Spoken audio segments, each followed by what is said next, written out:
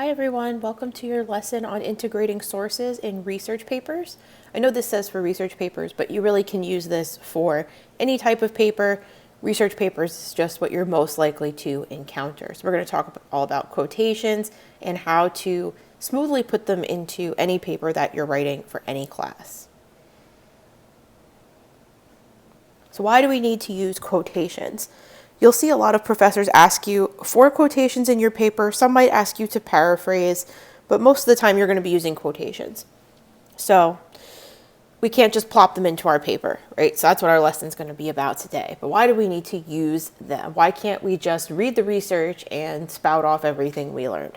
So quotations are integral and often required. Like I said, some professors might give you a required number of quotes. Some might say one per paragraph, like I do. Others might have different rules. So you just want to be wary of what the rules are for integrating quotes into your research paper. You also want to make sure you're not relying too heavily on the quotes and that you're not underusing them. You want to find that sweet spot of using just enough quotes to back up what you're saying without your entire paper being quotes. So they're meant to back up what you're saying. They're not meant to be what you're saying, right? So that's what we're going to talk about with sources in the coming weeks. But they're also letting you use expert opinion in research. It's not just Googling, right? We've talked about that with critical reading and critical thinking and researching, that we're not just Googling anymore. You're going out and reading what experts are saying about this topic. So you're going to have sound evidence, and you want to show your audience that you read what you were supposed to read and that you understand what experts are saying about your topic. So why do we need to use quotations? So I talked about a few of these in the earlier slide. There's a couple of different specific reasons why you would use them. One of them is to argue or disprove another author's claim. So this would be, say, in a counter argument in a paper. You would, present what the author's saying and say, well, this author says this, but here's why my evidence is more convincing. You might also be providing statistical evidence. Anytime you're presenting any kind of numerical data or percentage, it has to be quoted or at least paraphrased, and it has to be cited. You might also include testimony, so that might be a story, that might be evidence from like a legal briefing. It depends on what type of paper you're writing, but that would validate a claim as well. Sometimes we use quotations to present definitions of terms. We want to be careful about using the dictionary in our papers as a source.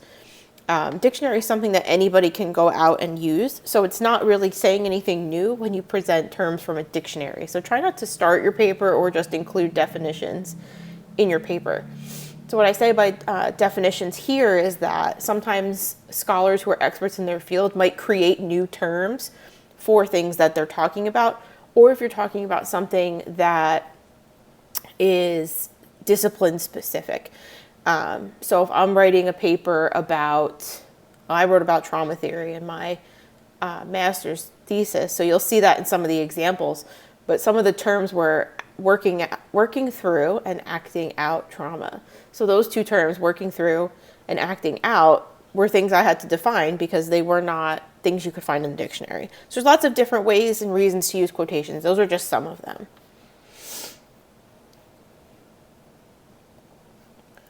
So source integration. So we know why we need to use quotations, but we can't just plop them in the paper. And what I mean by that is just writing a sentence, putting a quote, and then writing another sentence. We want to make sure that our sources are smoothly integrated into our papers. We have to introduce our quotes and we have to evaluate them. You can't just put your quote in there and assume your audience knows what you're talking about. So the analogy I like to use is that you're a detective. If you were a detective and you go to the scene of a murder, you wouldn't go and pick up all the evidence, come back to your office, drop it on your supervisor's desk and say, okay, here's all the evidence, have a good day, right? You wouldn't just show it to a jury if you're a lawyer. You would explain what it is. So let's say we have the murder weapon, right? You're a lawyer, you're presenting evidence. You would say, this is a knife that was found at the scene of the crime. It has the person's fingerprints on it, right? And then you would go into some explaining as to why you think that's the murder weapon or why your jury should believe that's the murder weapon. So if that's an easier way to think about why we have to integrate sources, you can use that analogy. We need to give our evidence context, because that's what you're doing essentially. You're making a claim, and then you're going out and finding evidence for it. And that's what, lawyers do. That's what detectives do. They come up with a hypothesis, and then they go out and find evidence for that. So that's what we want to work on doing. There's a couple of different ways we're going to talk about to do that today. So the easiest way to visualize how to integrate a quote is a quote sandwich. And I know this might be cheesy. That's a little punny. I make that joke every time I do this, and nobody ever laughs. But try to visualize integrating your quotes. So your quotation is like the meat of that sandwich, right? Or whatever you put inside of your sandwich, vegetables, whatever. Right? So that's the most important part, but it's not a sandwich without 2 pieces of bread. So we want to think of the statement introducing that quotation. So that might be saying which character in a story said something. That might be introducing the scholar, might be introducing the website. Whatever it might be, you want to make sure you introduce that quote so your reader knows why it's there. Then you put the quotation, and then you would explain following that quotation. So again, we don't just want to introduce it and put it there. We need to explain it, which is why we don't end paragraphs with quotes. If you do that in your essay, you'll see me correct that we don't want to do that, because you're not only taking away from your own voice, but you're not explaining why that quote was there. So try not to mic drop with quotes. So remember, you want to explain why it's there. We've done thesis statements. Your explanation that follows the quotation should evaluate its relevance and its significance to your thesis statement. What we want to be careful of, though, and this is what I usually see students on one end of the spectrum or the other, is they're not using quotes at all, and they're just giving me an op-ed on whatever it is that they feel about this topic, or they're overusing quotes, and they have so many quotes that I don't even know where their voice is or what their voice sounds like. So quotations are helpful, but overusing them or misusing them can really damage your argument and just make it seem like you don't know what you're talking about, that you just have all this research, but what are you saying about all of this research? So you want to make sure that your voice is the dominant voice throughout the essay. I usually say keep quotes under 3 sentences. At most, that's a lot. 1 sentence is usually sufficient. And then limit yourself to 1 quote per paragraph. And I'll talk about how to do a peel paragraph in this class as well. So using that quote sandwich technique will help you as well. That's most of your peel paragraph. And again, I'll have a separate presentation on that you'll see. So introducing the quote. So we're just going to get into each part here a little bit in depth. So the introduction will show that the source is legitimate. Whether it's a scholar's name or an organization or a government, whatever it might be, we want to tell our audience that this is coming from somewhere that's trustworthy. Otherwise, if you're just pulling quotes off the internet, that's not scholarly research, right? Remember, we're all scholars. We want to do scholarly research. This also indicates how you plan to use the source. So if you're saying that, Smith argues this, you may have a transition word there, right? However, Smith argues, so you're contradicting something, or in addition, Smith argues, right? So all of that is going to come into play when you're introducing that quote. You should provide the author. We should be using sources that have some kind of author at this point, not anonymous blogs and whatnot.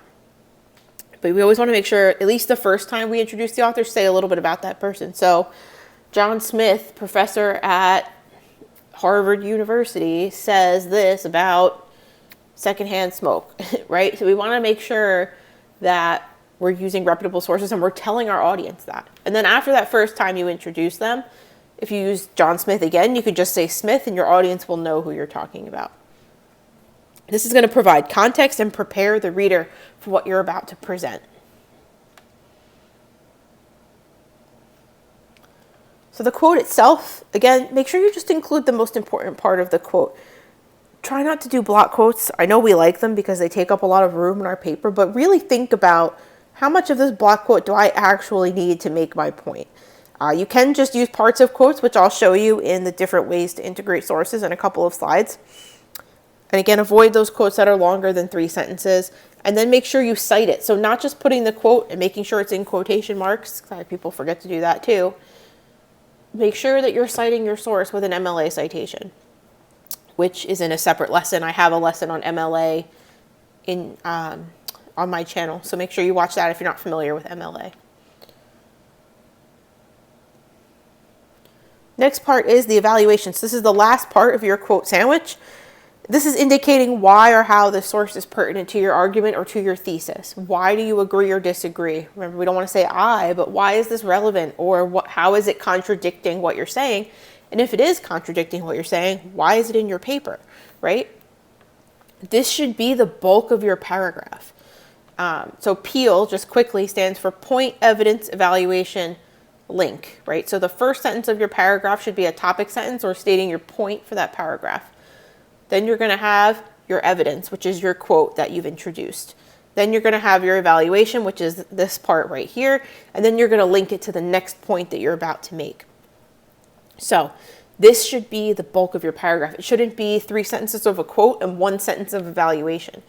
For every sentence you have of quoted material, you should have at least 1 sentence of evaluation, if not 2, preferably 2, right? We want to take the time to explain why these quotes are in our paper.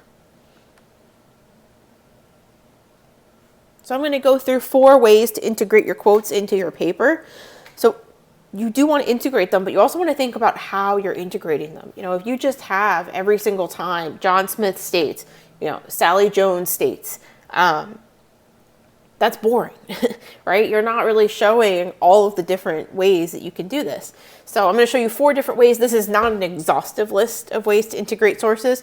It's just the 4 main ways that I do it and that most people do it. So you want to use a variety of these in your paper, and it can make a difference in your argument as well of how you introduce it, not just that it's introduced. So the first one is a complete sentence with a colon. This is the easiest way to usually fix quotes that are not introduced. Is a lot of times we'll put a sentence that introduces the quote and not realize that's what we're doing. And then we put a period and then we put the quote, and the quote looks like it's plopped in there. To connect those 2 things, if you're reading through your paper and you see that, oh, I introduced it, but I made it a separate sentence, just change that period to a colon. So here I have, for my master's thesis, from an interview. In a recent interview, when asked about how he begins writing a novel, Don DeLillo explained that the process begins with an image. So that's a whole complete sentence on its own, right? That's not a fragment. That sentence could exist on its own, and I could put a citation at the end of it and paraphrase. But I felt that the quote helps define that and really refine it, actually. Provide some more detail, and that's, as the saying goes, from the horse's mouth, right? That's what Don DeLillo himself said in that interview. So it just helps reinforce the idea I said in that sentence. And then I have my citation. So this is how it should be formatted, right? You have your quote, and then you have your citation, and then you have your punctuation. The next way to do it is an introductory phrase followed by a comma. So while the first part is the easiest way to correct sources that aren't introduced, this is probably the easiest way to do it in general if you're doing it from the get-go, is just saying, John Smith states, John Smith claims, the narrator states, argues, whatever verb you want to insert there, right? So I have here, the narrator states, and then I have the quote from the book that I wrote about. So the narrator was unnamed, so there's no name there. The narrator, there's no introduction there, it's just the narrator. And then I have the quote that they said, followed by the citation, right? So that's a short, brief, easy way to do it. Next way to do it is using it as part of your own sentence. So this is where it gets a little bit more complicated. You can see here I have brackets all over with ellipses, those 3 dots, the 3 periods, one followed by the other. I also have some words in brackets. So here I have my first part of my sentence. According to Vickroy, who was the scholar I was citing, trauma narratives involve historical events. So up until that, that's my words. Those are from me. And then I wanted to quote it because I felt that I could not accurately paraphrase it. So I have here, of incredible scope and complexity, impossible to define satisfactorily, and involve differing circumstances, populations, ideologies, yada yada. The ellipses I used to cut out the parts I didn't need. Right? So this was a really, really long, I think this was like a paragraph long quote in the chapter I was using. I didn't need that whole paragraph. I just needed these parts, right? And then I inserted these stories raise the question of what history is, who is represented by whom, recognizing that much of traumatic history has remained repressed and unwritten. So you can see I just took out what I didn't need. You can also add words in if you need to make it make sense grammatically. So that's what I did with these stories, right? And then you'll see the citation there. Because I mentioned the author's name in the sentence, I didn't need to put it again in the citation. You can, it's not wrong to do that. It's just redundant. So if you're in doubt, just put the author's name. But if you remember that, as long as it's part of the sentence, you don't have to, that's fine too. Okay, last one we're going to go over, and again, this is not an exhaustive list. This is just a little bit of an introduction to introducing sources, is using single words or small phrases. So I mentioned this example in the beginning of the paper, of the presentation about those two words, acting out and working through. So I put those words in quotation marks because even though he didn't create the individual words, he did create the terms, so they're accredited to him. And again, I have the author's name there, Dominic LeCapra. LeCapra's definitions of acting out and working through can be applied to the novel's characters, blah, blah, blah, with the citation. So throughout that, I do explain what those definitions are, but those terms need to be in quotation marks because they're not mine. They're not my ideas, they're his. So everything else is paraphrased and in my own words. Okay, so I mentioned this too, as I introduced each one. About punctuation. So you'll see that the period always goes after the citation. It should not be before it because then it separates that citation from the sentence. Now, common sense, yes, I know that the citation goes with the sentence that precedes it, but I want you to make sure you're following the rules of MLA, right? If you don't use proper punctuation, your quote's effectiveness could be compromised. So you want to make sure that you're doing that. Also remember that quotations must be closed around the text. The text format for this really isn't a good example, but make sure that they're curling around the text and not facing outwards. And again, punctuation goes after the citation. The only time this would be different is if you have question marks and exclamation points in the quote. We really shouldn't be using those in our paper, but if it's in a quote, that's okay. You can see there in the example that I just have the text there and then the question mark, and then it also gets a period at the end. So make sure you don't forget that.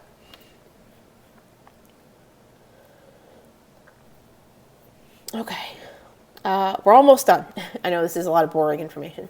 Paraphrases, it doesn't take as much integration as a quote would because it's already in your own words. So you don't always need that direct quotation. If you feel like you can paraphrase it and get the same effect, that's fine. I'm okay with paraphrasing. I took a class a couple years ago where we were not allowed to use direct quotes. We had to paraphrase everything just to get into the habit of doing that. Because a lot of times when you're writing longer papers and you have a lot of quotes and you're constantly citing, it just looks like your voice is gone. So you do have to cite when you use a paraphrase, but again, it would be in your own words. So I just want you to remember that. We talked about this with critical reading, so you can always go back to that lesson for a refresher on paraphrases. But just, again, quickly, it's translating someone else's words into your own. So if you're using a lot of scholarly articles and the words are kind of like, seem like gobbledygook in your paper, you can paraphrase to smooth that out a little bit. So if the quote's really long, sometimes that helps. That might be more summarizing. You can summarize as well. Just make sure you cite it if you're paraphrasing or summarizing because it's still not your idea. Okay, last slide. So just some couple quick reminders. Make sure that quotations are blending into your own words, that they don't seem to stick out. Integrating is going to help with them. Paraphrasing can help with that. And also just working on improving your own formal academic tone will help smooth that out. Look to those articles as an example. Obviously, we're not writing at that level yet, but that's what you should be aspiring to. So start to think about how you can improve your own voice to make it more formal and academic. And then lastly, I always like to say this at the end, quotes should enhance your argument, not make or break it. They shouldn't be there shouldn't be so many quotes or poorly used quotes that it breaks your argument, but they also shouldn't be the only thing holding your argument together. You should still have a pretty solid logical argument even without your quotes. So remember, we have to have quotes, they have to be integrated, and they should enhance your argument. If you have any questions, feel free to bring them to class. If not, hopefully this was helpful, and I will see you on the flip side.